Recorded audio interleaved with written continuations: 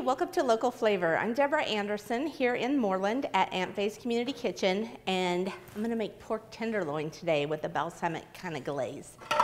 And I've been warming up my Instant Pot, although mine is not Instant Pot brand, and it's gotten pretty hot. So I did have to unplug it just for a minute or it won't start back up. And I'm just gonna put in about a tablespoon of oil.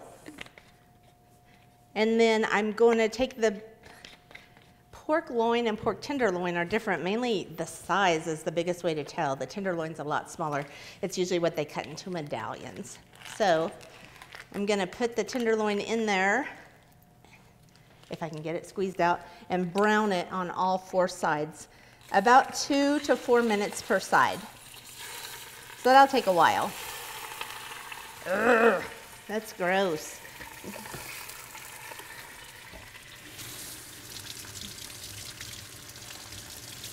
And so now that that's in there, I hope I can plug, oh, don't write that down. I just plugged it in with wet hands.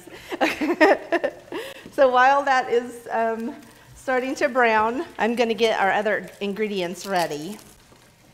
So I need a small onion cut really, really, really thinly.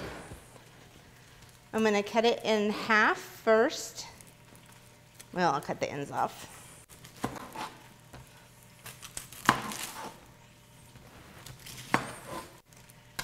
I don't know if I need this. It's not that small of an onion. I think I might just use half of it. We'll see what it looks like when it's all splayed out.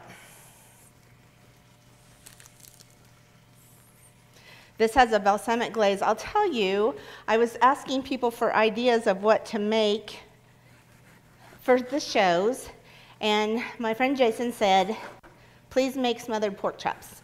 And so I found a recipe for the Instant Pot to make them, and I remember Doyle and I both really loved it, and it was pretty good. And then when I was getting ready to gather stuff for the show, I tried to find that recipe I used, and I couldn't find it. And instead I found this pork tenderloin one, and I went, that sounds amazing. So I thought, we'll just try something new. But someday I'll find that smothered pork chop recipe and we'll do it then. But holy cow, I should have pinned it. I have Pinterest. That's what it's for. Oh, I better flip this over.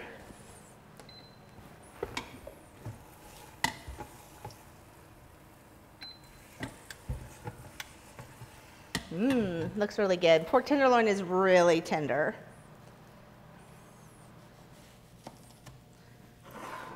Get going. There we go. I guess I'll go ahead and do the other one.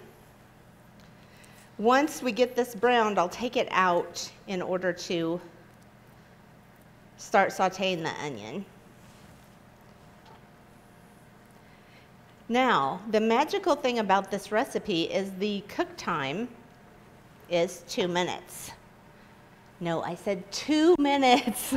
Of course, we know that with the pressure cooker, that 2 minutes starts when the pressure is up, when it gets up to pressure. So it's cooking a little bit while it gets hot enough. And then you do let it set after the bell goes off for 15 minutes, just about long enough for the natural pressure to release.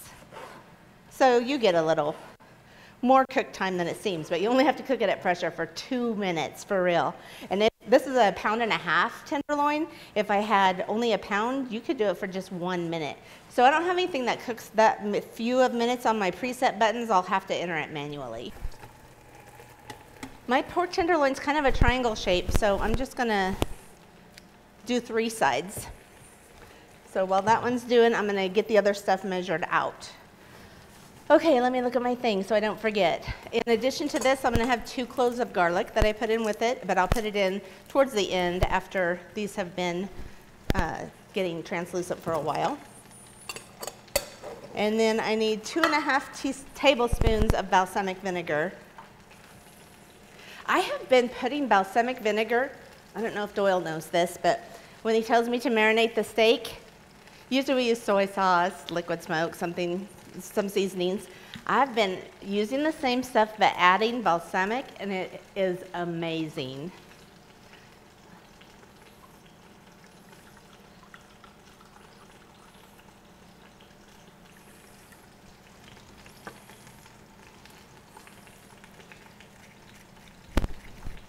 So I need a half a cup of either apple juice or chicken broth, and you know I'm gonna pick chicken broth.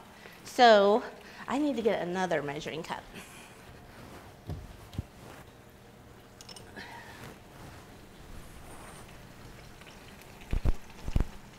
I will put it in with the balsamic.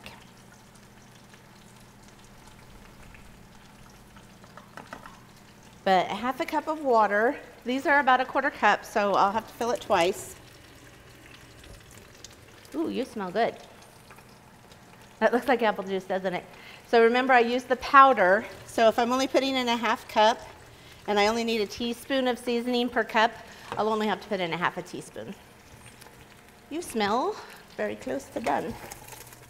Oh man, that looks good. Okay, I'm gonna put in the onions, and part of their job is to deglaze the pan of all these nubbins that came in there from the...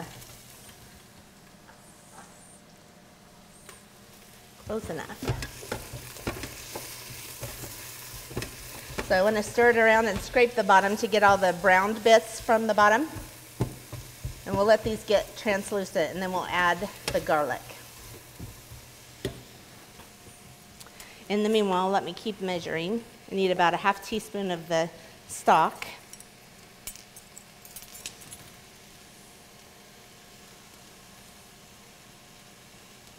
And then I have cut up an apple before we started, so that's going to go in too with the loin. Then at the end, we'll put in some butter and honey. We're going to use a meat thermometer to make sure we get up to speed here. I've got vinegar, apple juice, coarse salt. I know you can't see that, but again, I'm probably, well, I didn't say this before today, but I'm probably not going to let these get as translucent as I would if they were on the stove, because the pressure cooker is going to do quite a bit more cooking to them. I thought it needed a little bit more oil.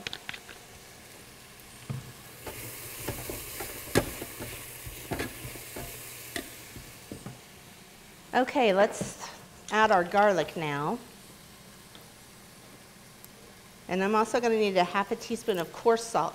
If you don't have coarse salt like a kosher, you can use table salt, but then use half as much because there's not as much space between the, what do you call, grains of salt.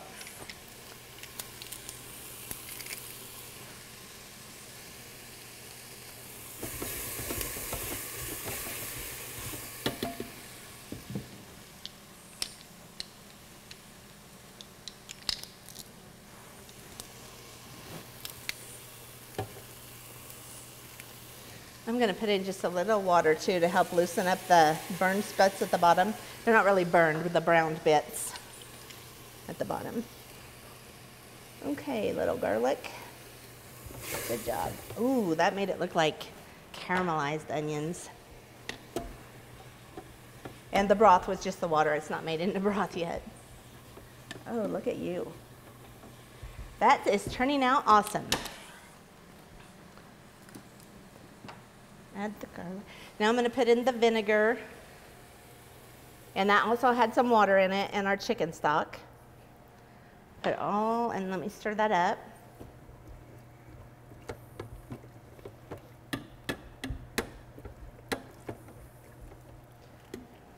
And the rest of the chicken stock. And then I need some rosemary and thyme. It's if you use fresh, you use about a sprig of rosemary. I don't have fresh, so I'm going to use the dried, and I'll break it up. So I'm probably using a quarter teaspoon.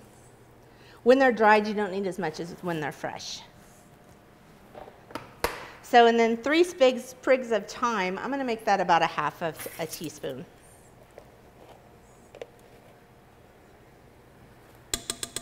Now, I haven't done my salt yet, have I? So a half a teaspoon of coarse salt. This is dangerous. I'm doing it over the pan. What if I slipped? Would have a lot of salt in there. Okay, let me get those mixed up really well. Nice smell, nice smell. Now I'm gonna put the tenderloin back in and make sure I get it covered in all these juices. Oh, yummy. Ooh, that thyme smells so good.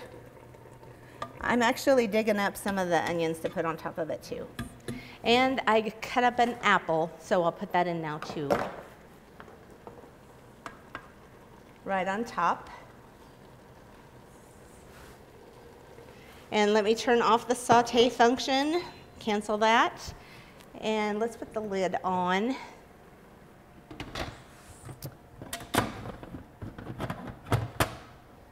I think we're ready for our 2 minutes of cooking. So here's 1 minute. I have a button that says 1 minute. Some of them have a manual button.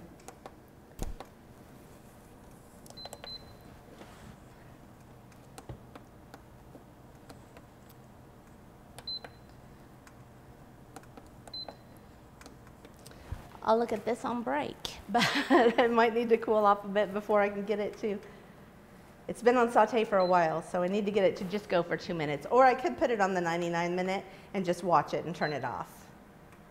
Why don't I do that? In any case, it will get to pressure, cook for 2 minutes. We'll let it go for another 15, then we'll check the temperature of it and finish it off. So when you come back, we'll get to make the rest of our sauce. Hi? We're looking for insurance. Oh, let's see who's free. Jerry? When insurance agents work for only one company, Michael? their options are simply limited. Everybody! But a trusted choice independent agent is free to shop many companies for a better deal. Free to do what's right for you. Let us shop for you. Contact Rogers & Associate to learn more. What a girl wants in her home kitchen. Ease of use, flexibility, fun, the latest kitchen design, Frigidaire Professional Real Stainless Steel for fewer finger smudges, a French door refrigerator, convection cooking, a quiet dishwasher. Have the staff at Genuine Appliance in Hayes demonstrate new Frigidaire Professional appliances to find what you want. Genuine Appliance at 1224 East 27th in Hayes. Everything a girl wants. Okay, welcome back. That didn't take very long because our pot was so hot from the sauteing that it took virtually no time to get to pressure. Now, we did cook it for like 3 minutes, so it might be overcooked. I put a meat thermometer in it. You want it to be at least 137 degrees because you're going to take it out and put it on a plate. Ooh, it gained weight. And then if it were only 137 degrees, I would want to cover it with aluminum foil while I finish up the sauce. And then it would continue cooking to the 145 that we need. So we are already at 146, I think, so we made it. I wanted to tell you also that once you're done, once you've cooked the 2 minutes, and the bell goes off, your pot will automatically go to keep warm. And for this recipe, as soon as you hear the beep, you want to unplug it because you don't want more heat added to it. So, just a little thing I forgot to tell you. To finish off this sauce, I have a tablespoon of butter I'm going to throw in. And 2 tablespoons of honey, and then I'll stir that up. I can't get the bear open. There we go. Now I need to put in some cornstarch. I'm supposed to take out 1/3 of the fluid and mix it up real well as a paste. So, oh my goodness, the bear is really being stingy.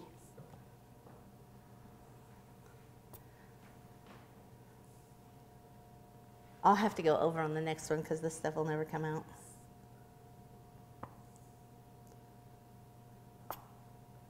I can't believe that the apples look really cooked in here too. If you want to see how the apples are so well cooked. I'm actually going to put the thing in here to melt the honey out of there. But take a look at how soft the apples are.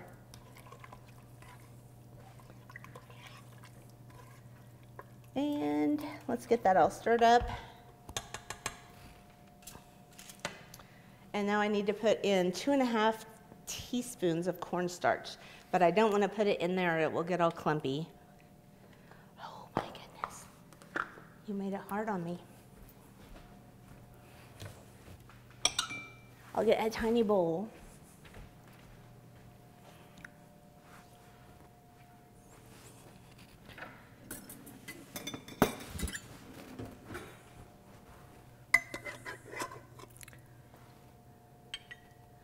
Now 2.5 teaspoons is almost a tablespoon, so I'm going to use this tablespoon measure to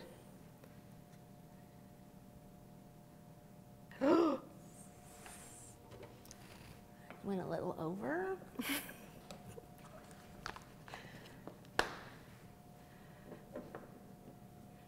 Let's get this stirred in really good.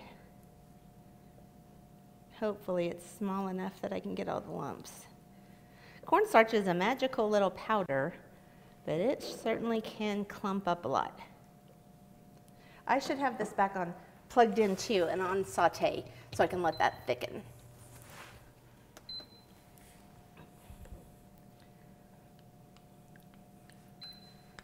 That's pretty good.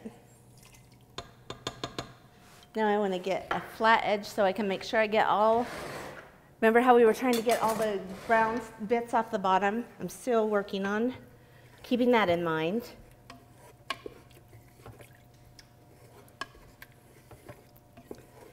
And I'm going to let this cook down until it thickens up a bit. It will be about 5 minutes, so maybe it would be a good time to take a short break. I'll actually cut this up during the break while this is thickening, and that way it'll be cut into medallions for us to serve. So, see you in just a few. Storage Solutions is invested in complete customer satisfaction. You can choose a drive-up unit or a climate-controlled unit. Plus, you can choose from storage units of all sizes to fit your inventory. And that's not all. They'll sign for your packages and deliver and unload them into your unit. Storage Solutions has been named in the top 100 U-Haul dealers 6 times. Rent a pickup, cargo van, or a moving truck to keep your goods on the go. Remember, making moving and storing easy is Storage Solutions in Hayes and Victoria.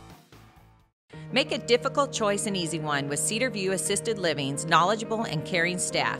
Your loved one will be professionally taken care of as they transition into their new community. With movies, holiday parties, planned exercises, and games, residents will have opportunities every day to enjoy their time at Cedar View. Multiple room styles are available, ensuring a just right fit for your loved one. Come see Cedar View Assisted Living for yourself next to Sternberg Museum. The care you need, the home you want. Okay, we have got the sauce all thickened up and I'm ready to start slicing. I think I told you I'd do it on the break and then I forgot. But I was worried it would be overcooked for that extra minute and it looks amazing. I'm going to cut it thin into little medallions. And I'm going to take Doyle's advice. He always says not to cut off more than you can eat so that way it will stay moist there. But I cut off that icky end. And then here are the medallions. And then here's our thickened sauce. And it is thick. I'm just gonna pour it. Doesn't that look awesome? Little chunks of apple and stuff. I'm just gonna pour it all on. Oh, it's gonna get all over the table. That was probably a bad idea.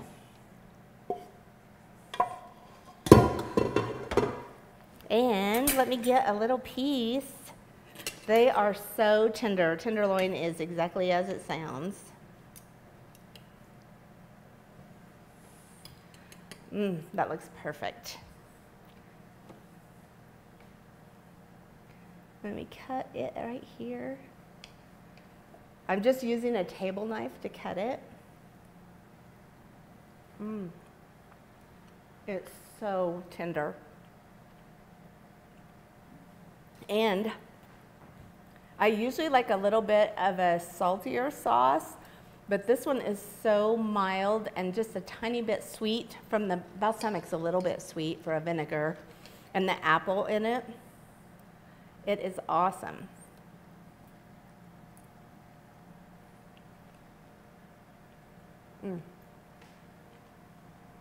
Really, do you have 2 minutes to make a pork loin for supper and make it look like something from a really fancy restaurant? You've got to give this a try. 2 minutes at pressure. And try this delicious pork, and try to catch us again next time on Local Flavor.